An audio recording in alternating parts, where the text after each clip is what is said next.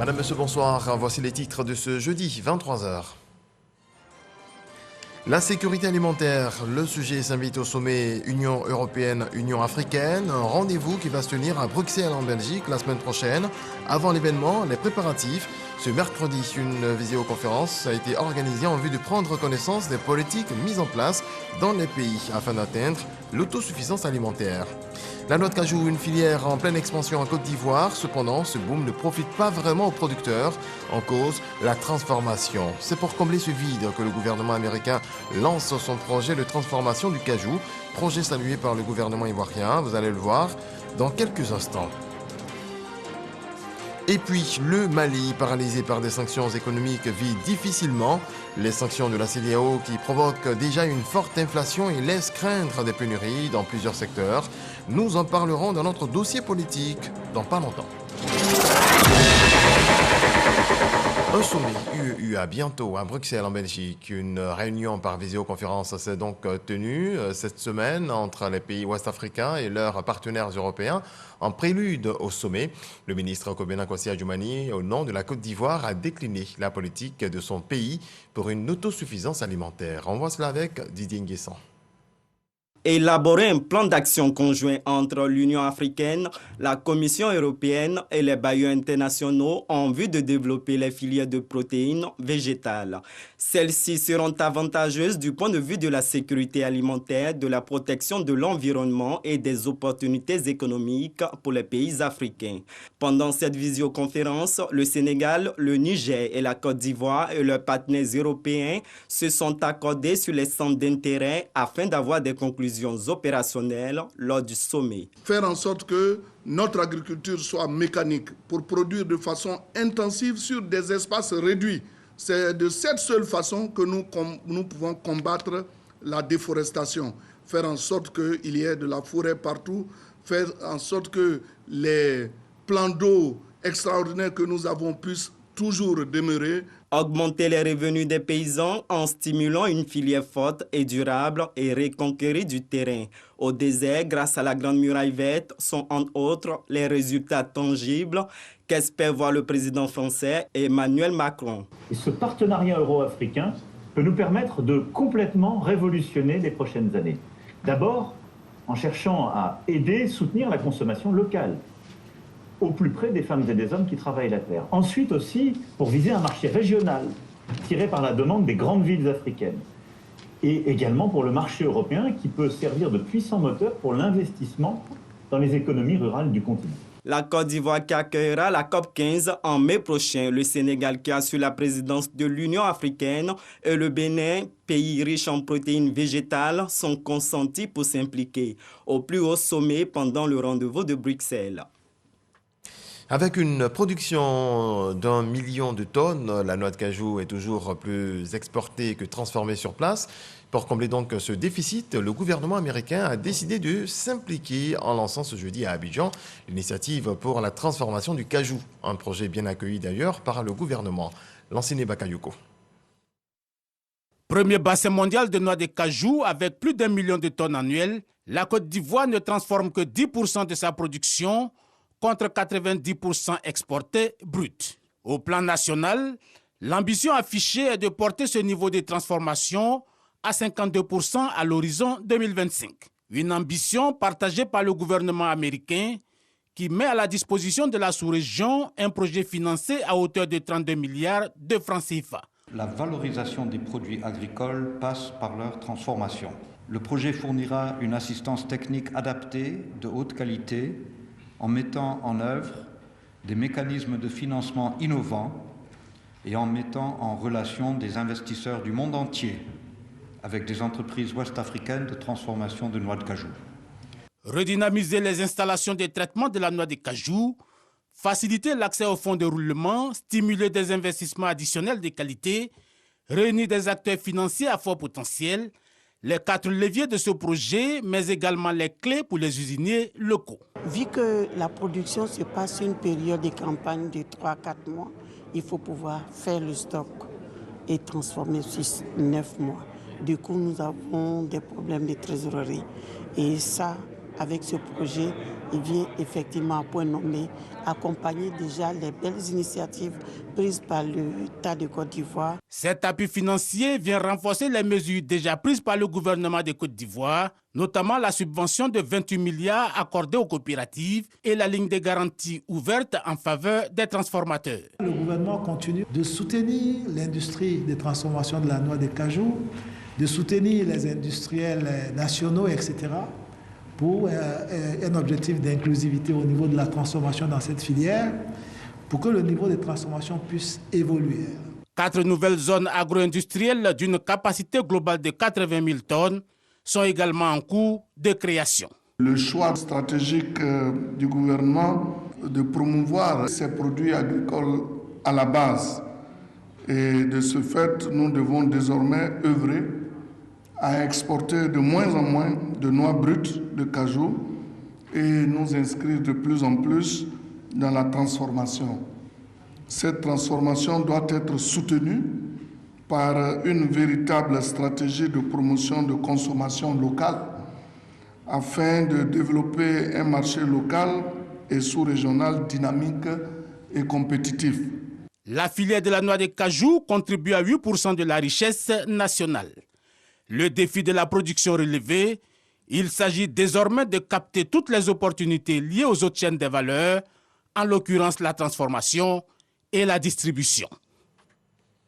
Le ministère de l'Environnement et du Développement durable et l'Institut mondial pour la croissance verte ont signé une convention de coopération. Cet institut va aider la Côte d'Ivoire à atteindre ses objectifs en matière d'investissement vert et de lutte contre les changements climatiques. Grâce Kando. Une signature de convention qui réaffirme l'engagement de la Côte d'Ivoire à poursuivre ses efforts en faveur de la lutte pour la préservation du climat et l'atteinte d'une économie verte.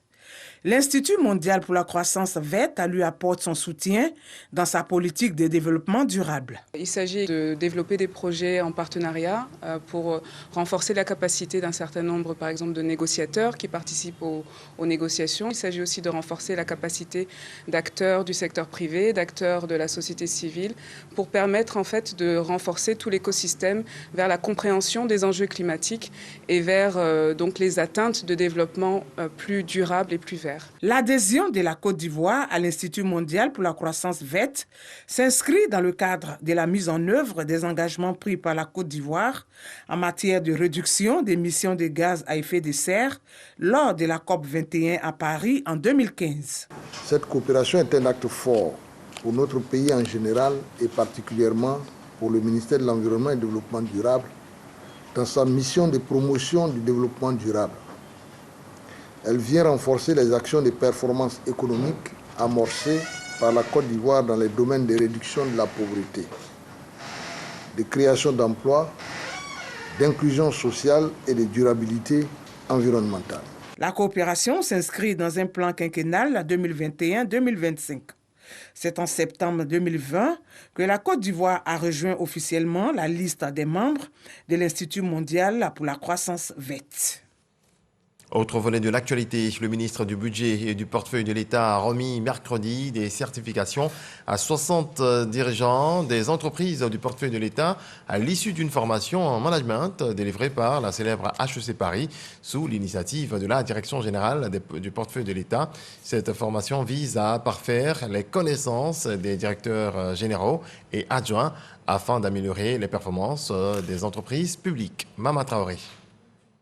Cette première promotion du Public Executive Certificate compte 60 auditeurs. Destiné aux directeurs généraux d'entreprises publiques et à leurs adjoints, ce programme de formation s'est déroulé durant 6 mois en mode présentiel, virtuel et par des séances de coaching individuel. Modules dispensés, la bonne gouvernance, la stratégie, le pilotage de la performance et la communication digitale. Quand on parle de communication au niveau de nos entreprises, aujourd'hui, grâce à HEC, on sait comment prendre en charge notre société par une bonne communication et lorsqu'on a un risque, comment communiquer autour de ce risque-là pour pouvoir atteindre nos objectifs. La performance se nourrit d'un certain nombre de paramètres, entre autres la capacité à mettre en place une stratégie d'entreprise, à développer un leadership qui soit inclusif et qui permette à l'ensemble de l'équipe de tendre vers un objectif connu et vers lequel tout le monde se mobilise. Ça va nous permettre de nous améliorer davantage et ensuite permettre d'améliorer notre plan stratégique et notre démarche face aux défis qui sont les nôtres.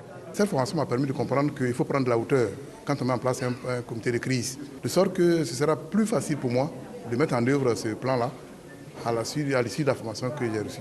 Nous trouvons que ces modules sont des éléments essentiels pour compléter notre vision et nous permettre d'avoir des bons résultats au niveau de nos différentes entreprises.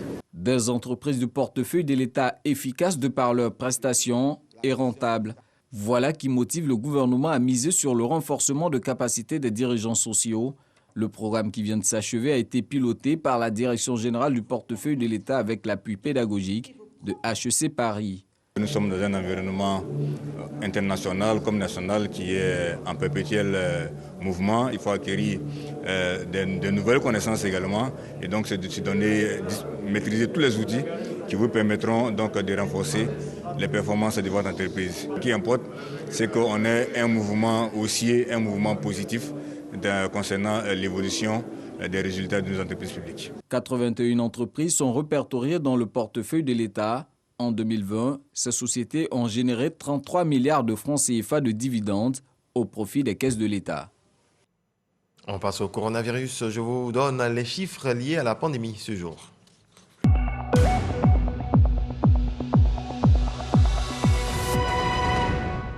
Le ministère de la Santé, de l'Hygiène publique et de la couverture maladie universelle a enregistré ce jeudi 10 février 2022 35 nouveaux cas de Covid-19, 64 guéris et 2 nouveaux décès.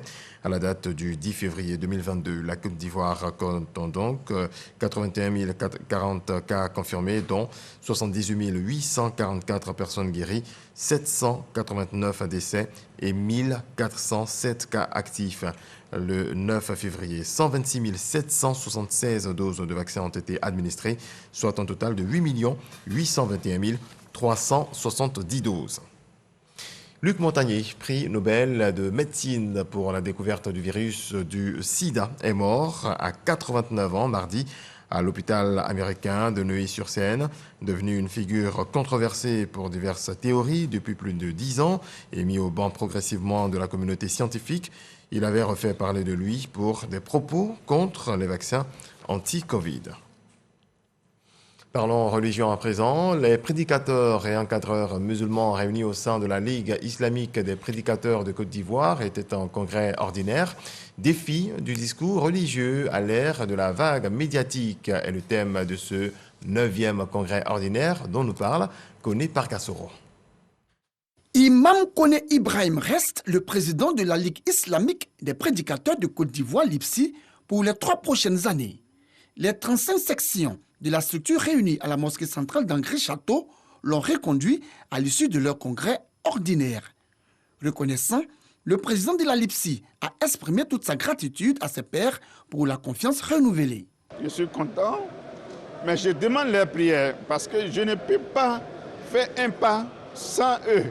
Si le premier mandat a été une réussite et qu'on me renouvelle encore un autre mandat de 3 ans, ça veut dire que là où nous sommes arrivés, il faut qu'on aille au-delà. Défi du discours religieux à l'ère de la vague médiatique.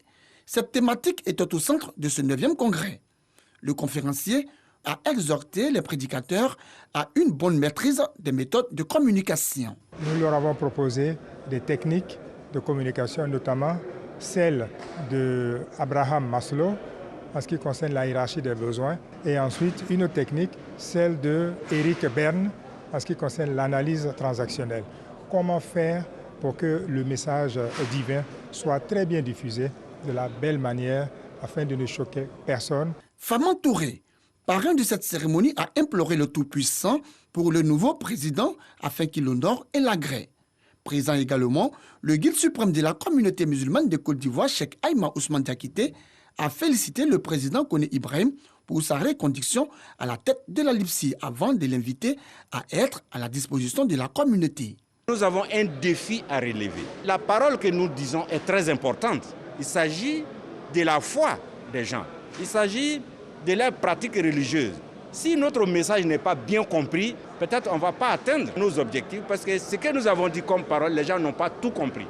Donc ça peut donner le résultat contraire. Les congressistes, à l'issue des travaux, ont approuvé le bilan financier et moral dressé par le Bureau national. Créée en 1988, la Ligue islamique des prédicateurs de Côte d'Ivoire Lipsi, sa mission, véhiculer le message de l'islam dans toute sa diversité. Les Ivoiriens doivent être moins exigeants envers eux-mêmes en ce qui concerne l'organisation de la CAN 2023. C'est ce qu'a fait savoir le secrétaire général de la CAF, Véran Mosengo Omba, lors de la conférence ce mercredi. L'émissaire de la CAF s'est réjoui des avancées des investissements effectués par le gouvernement ivoirien qui prédit déjà les couleurs de la CAN 2023. La Côte d'Ivoire aura une CAN 5 étoiles, a-t-il confié. Tout autre chose à présent, l'équipe de production de Bonjour continue sa tournée à l'intérieur du pays. C'est la ville d'Abengourou qui a accueilli dans la joie, le samedi dernier, les humoristes. Connu par Gassoro. Communion parfaite entre humoristes de Bonjour de la RTI et population d'Abengourou, localité située dans la région de l'Indéné-Douablien, à l'est de la Côte d'Ivoire. Nous sommes à la place de la Solidarité, au quartier Château. On est dans l'avion. Et puis il y a une femme qui est de loin là-bas, elle me dit « Monsieur Twenty, vous voulez manger quoi ?» Je dis « Je veux un bon garba avec poisson thon. » Elle dit « Non. Ici, nous, on mange léger. » Je dis « Oui, je sais. C'est pourquoi il n'y a pas commandé Foussou à SS Grade. » Le directeur général de la RTI, M. Fosseni Dambélé, vous dit merci, brave population de l'Indénié Douablin. Voyez-vous, quand on démarre Bonjour, il y a 15 ans, c'était ça. Qu'on soit à l'est, à l'ouest, au nord, au sud ou au centre. C'est ça la Côte d'Ivoire, la convivialité. Et la RTI, vous voir comme ça, toujours dans la cohésion. Le ministre de l'économie numérique, des télécommunications et de l'innovation, Roger Félix Adom, parrain de Bonjour Abengourou, s'est réjoui de la fraternité, de la cohésion et de la solidarité entre les filles et les fils de la région. Nous sommes une même famille, nous travaillons ensemble la main dans la main et nous travaillons pour le bien-être et le devenir des populations. Nous voulons que notre région fasse la fierté de la Côte d'Ivoire. Elle l'a fait pendant de nombreuses années, elle le fait encore aujourd'hui. Donc merci à Bonjour. Bonjour pour la première fois à Abengourou, une fierté pour les populations. Cet événement a été magnifique. Ce sont des bons humoristes, on s'est bien amusé. Nous souhaitons que Bonjour 2023 revienne à Abengourou. Merci au ministre Adom Roger pour sa présence, pour tout ce qu'il fait pour la population d'Abengourou. Nous les voyons d'habitude à la télé, mais pas à Abengourou. Et cette fois-ci, grâce au ministre, on les a reçus. Que le Seigneur lui donne tout ce que son cœur désire. Après Abengourou, humoristes et équipe de production de Bonjour mettront le cap sur les villes de Touba et de Bouna, respectivement les vendredis 11 et dimanche 13 février prochains. Il y a une go qui partait tromper son mari. Et puis elle voit son mari même qui sort de l'hôtel à la femme. Je lui ai dit à son gars, attends-moi, je vais régler un truc, je viens. Elle va vers son mari.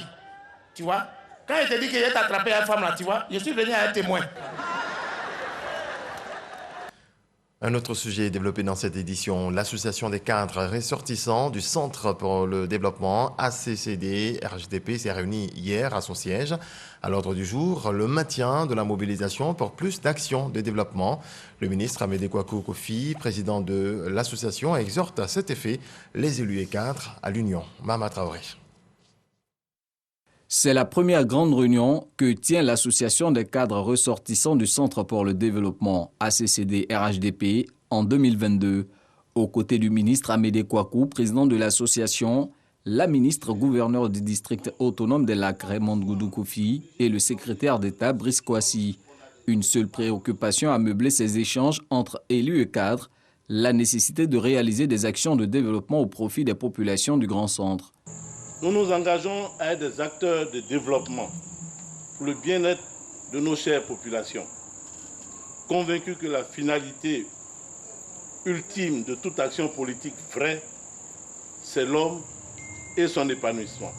Pour le président de l'ACCD RHDP, c'est avec le président Alassane Ouattara que les élus et cadres du centre arriveront à répondre aux aspirations de leur population. Il les invite donc à l'union. Notre pays, nos régions ne peuvent se développer que si nous avons la paix. Parce que sans paix, rien ne peut se faire. Et nous avons l'obligation d'expliquer cela à nos parents. Parce que si nous sommes unis, nous allons aller loin. Si nous sommes désunis, nous allons échouer tous. Et nous n'avons pas besoin que dans nos régions, on ait l'échec. Après cette rencontre, la CCD-RHDP prévoit d'effectuer une tournée dans le Grand Centre en vue de prôner les idéaux de paix et de développement chers au président Alassane Ouattara. La Côte d'Ivoire a un nouveau consul général à Paris. Il se nomme Isiaka Konaté. Nommé en novembre dernier, il a été installé vendredi dernier par l'ambassadeur Maurice Bandama et Abdoulaye Kouyaté, représentant le ministre d'État Kandia Camara à Boussanogo. Isiaka Konaté est le nouveau consul général de la Côte d'Ivoire à Paris. Il a été installé par l'ambassadeur Maurice Bandama et Abdoulaye Kouyaté, représentant la ministre d'État, ministre des Affaires étrangères, de l'intégration africaine et de la diaspora. Mes premiers mots sont des mots de remerciement à l'endroit du chef de l'État, son Excellence M. Alassane Ouattara, pour la confiance renouvelée à ma personne, pour cette importante tâche qui est un défi en ce qui me concerne, même si j'ai travaillé au sein de la diaspora, même si j'ai continué de travailler au niveau des Ivoiriens de l'extérieur, c'est un défi que j'espère que nous allons relever. Mais jamais seuls les défis ne se relèvent, jamais seuls les défis se relèvent, toujours ensemble dans une équipe. Le chef de la représentation diplomatique ivoirienne à Paris, Maurice Bandama, a rappelé le rôle du consul général ivoirien à Paris au regard du nombre des Ivoiriens vivant dans l'Hexagone. Cette nomination, en la personne de M. Isiaka Konaté, est une nomination méritée. M. Isiaka Konaté est un homme de la diaspora. Il a été pendant longtemps le directeur général des Ivoiriens de l'extérieur. Il connaît donc la Côte d'Ivoire de l'extérieur, les Ivoiriens. C'est donc à juste titre que, sur proposition de Madame la ministre d'État, le chef de l'État a nommé l'ambassadeur Isiaka Konaté comme consul général ici à Paris. Je suis personnellement convaincu que le travail qu'il a pu abattre au niveau de la diaspora, s'il le fait ici, il n'y a pas de raison que les choses n'évoluent pas. Je voudrais le féliciter au nom de Madame le ministre d'État, le féliciter et lui souhaiter bon vent. Kouyaté Abdoulaye, représentant la ministre d'État, ministre des Affaires étrangères, de l'intégration africaine et de la diaspora, a exprimé sa satisfaction sur la qualité des services du consulat à Paris, qui ont délivré 21 000 passeports au titre de l'année 2021 contre 18 000 en 2020. On en vient à notre dossier. La communauté économique des États d'Afrique de l'Ouest, CEDEAO, a imposé le 9 janvier dernier une série de sanctions économiques contre le Mali à la suite de l'annonce par les autorités de la prolongation de période de transition. La junte propose un nouveau calendrier pour le Mali, voilà, je le disais. Je vais reprendre cette information. La communauté économique des États d'Afrique de l'Ouest, CEDEAO, a imposé le 9 janvier une série de sanctions économiques contre le Mali à la suite de l'annonce par les autorités de la prolongation de la période de transition jusqu'à 5 ans. Un embargo aux lourdes conséquences pour les Maliens. Mali, la vie après l'embargo, un dossier d'Abdoulaye Koné.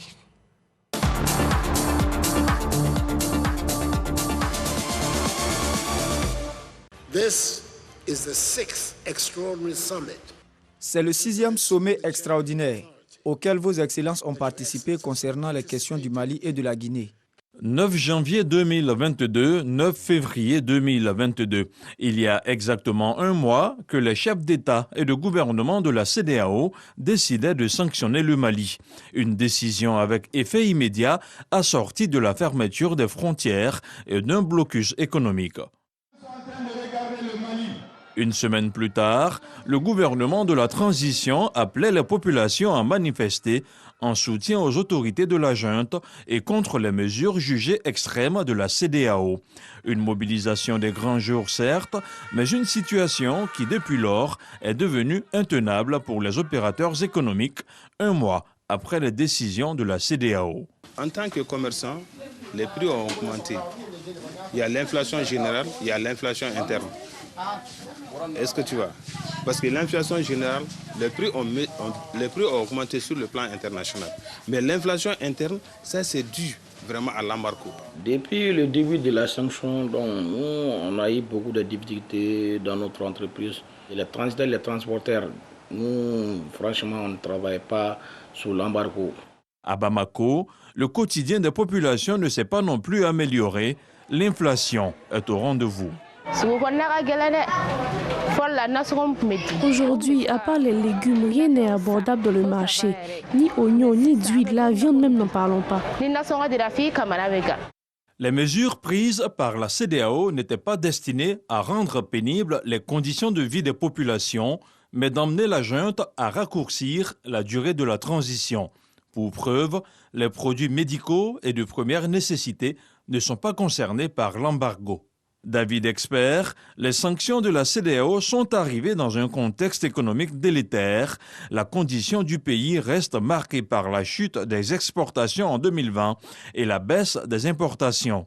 Un blocus financier qui représente un frein pour le refinancement du Mali sur les marchés obligataires de l'UEMOA. Le Mali mobilise près de 850 milliards de francs CFA sur le marché de l'UEMOA. Alors si le Mali est en conflit avec l'UEMOA, il va sans dire que pour la mobilisation de ces ressources additionnelles nécessaires à son budget, le Mali aura beaucoup de difficultés pour boucler son budget. Cette année, le Mali tablait sur une augmentation réelle de son PIB de l'ordre de 5,7%. Et le Mali misait sur des hypothèses de relance de son économie via les exportations, via les secteurs secondaires et tertiaires. Malheureusement, le crédit bancaire va s'amenuiser dû au gel des avoirs du Mali au niveau des banques et même les banques auront du mal à se refinancer puisqu'elles sont liées à la banque centrale. Donc il va sans dire que le Mali est aujourd'hui en réelle difficulté. C'est vrai que les autorités maliennes, pour des raisons politiques, essaient de donner l'impression de tenir la dragée haute, mais je n'ai pas l'impression que le Mali pourra tenir pendant 5-6 mois. Bien que sensible à la situation que traverse le Mali, il s'agit pour la CEDEAO, dont la crédibilité est en jeu, de défendre ses principes fondamentaux de gouvernance et de prévenir l'instabilité régionale. Personne n'a envie de voir le Mali ostracisé, excommunié carrément de la communauté que nous formons. Donc nous nous réjouissons. Je pense à se dire aussi se réjouit que les autorités maliennes se mettent dans de nouvelles dispositions. Après, n'ont pas toujours fermé la porte, tant mieux. C'est la preuve que le dialogue reste la base des relations en Afrique de l'Ouest. Les exigences à la CEDEAO sont claires, c'est d'avoir un calendrier raisonnable pour un retour le plus rapide à l'ordre constitutionnel en tenant compte justement des réalités au Mali. Donc, je pense que si la junte montre plus l'ouverture, comme on le voit, et qu'elle propose un calendrier constructif, il n'y a pas de raison que la CEDEAO et toute l'Afrique de l'Ouest des peuples n'accompagnent pas la junte dans la sortie de crise.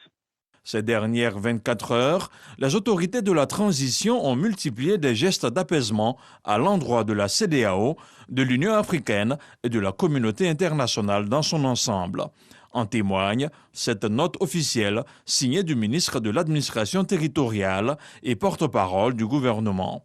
Dans le cadre de la poursuite du dialogue avec la CEDEAO, l'Union africaine et la communauté internationale concernant la conduite de la transition, le gouvernement de la République du Mali a mis en place un mécanisme de concertation pour soutenir cette dynamique. Ce mécanisme a pour but de rechercher une solution conciliant les aspirations du peuple malien et les demandes de la communauté internationale, notamment à travers l'adoption d'un chronogramme consensuel. Rappelons que la CEDEAO entend lever progressivement ses sanctions contre le Mali, si et seulement si les autorités actuelles présentent un calendrier acceptable et que des progrès satisfaisants soient observés dans sa mise en œuvre. On reste au Mali le 25 mars prochain. Cela fera tout juste 18 mois que le premier président de transition Bandao a prêté serment. 18 mois, c'était la durée initialement fixée par la charte de transition avant le retour à l'ordre constitutionnel. Eh bien, le cadre des partis pour une transition réussie, qui rassemble plusieurs dizaines de mouvements politiques, propose donc, à compter de cette date, de ne plus reconnaître les actuelles autorités.